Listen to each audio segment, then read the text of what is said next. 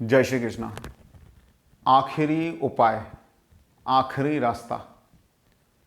देखिए, भावी और भक्ति, इस विषय पे सूरदास जी ने एक बड़ी सुंदर सी कथा कही है। विधि का विधान ही आपके लिए सब कुछ है, या आप अपनी भक्ति द्वारा उसके अंदर कोई परिवर्तन ला सकते हैं। बड़ी सुंदर कथा, लेकिन मैं इस कथा को लेता हूँ आखिरी संदर्भ के रूप में, आखिरी उपाय के रूप में, आखिरी रास्ते के रूप में। बड़ी सुंदर कथा। पहले आप इस कथा के मर्म को समझिए तो आपको मेरी बात समझ में आएगी। एक बार एक कपोत पक्षी, एक पपीहा जिसे हम बोलते हैं, वो कपोत पक्षी एक वृक्ष की डाल पे बैठा था, विशाल वृक्ष की डाल पे। तो उसको नीचे निकलता हुआ एक शिकारी देख लेता। तो शिकारी जैसे ही उसे देखता, स्वभाव बस ही वो अपने बाण को प्रत्यंचा पे चढ़ाकर कपोत की तरफ निशाना लगा देता कि आज मैं इसे मार दूंगा। कपोत की नज़र भी उस शिकारी पड़ जाती तो वो बड़ा घबरा जाता। वो सोचता मैं उड़ के यहाँ से भाग जाता हूँ। जैसे ही वो ऊपर देखता है तो ऊपर भी बाज मंडरा होता है। देखिए, बाज होता है कपोत का स्वाभाविक शिकारी।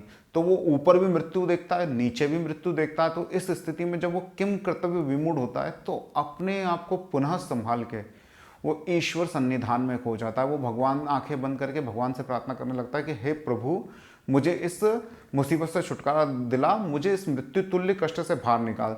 तो अचानक से सौभाग्यवश मानो, देव कृपावश मानो, या ईश्वर की कृपा से ही उस वृक्ष के कोटर से एक सांप निकलता है और वो सांप व्याघ्र को हट लेता है। तो वो शिकारी पहले से ही तो बाण ऊपर संधाने में होता है, तो बाण उसके हाथ से छूटता है और वो बाज पक्षी को मार डालता है। मतलब बाज पक्षी में वो बाण लग जाता है। दोनों के दोनों जो उसके मृत्यु के कारक थे वो समाप्त हो जाते हैं और वो कपोत पपीहा पुनः आज़ाद हो जाता है और जीवित बच के उड़ जाता है। तो यहाँ पे आप इस बात को समझिए, वो कपोत जो वहाँ पे फंस गया था वो वहाँ पे बैठा भी रह सकता था और उस व्याघ्र से मारा भी जा सकता था, उड़ सकता था और उस बाजपसी से मारा जा सकता था। वो ये सोच सकता था कि मेरी मृत्यु निश्चित है। तो वो या तो नीचे से बचने की कोशिश करता तो मरता, और ऊपर से करता तो मरता। तो यहाँ पर उसने थोड़ी देर में एक तीसरा रास्ता निकाला। वो तीसरा रास्ता भक्ति थी। आपके लिए जीवन में वो तीसरा रास्ता आपका बचा हुआ वो कर्म है। उस समय, जिस समय आप फंसे हुए हैं, उस समय बचा हुआ वो कर्म ढूंढना है कि अब हम ऐसा क्या करें कि हम निकल जाएं। वो मेरे मायने में आपकी भक्ति हो सकती है, प्रचंड साधनाएं हो सकती है, मंत्र जाप हो सकता है, कर्मकांड हो सकता है। और अगर आप ये सब नहीं करते तो आपके मायने में आपका बचा हुआ वो प्रचंड कर्म हो सकता है। वो आपकी धारणा शक्ति हो सकती है कि आपने क्या करने का सोचा हुआ है।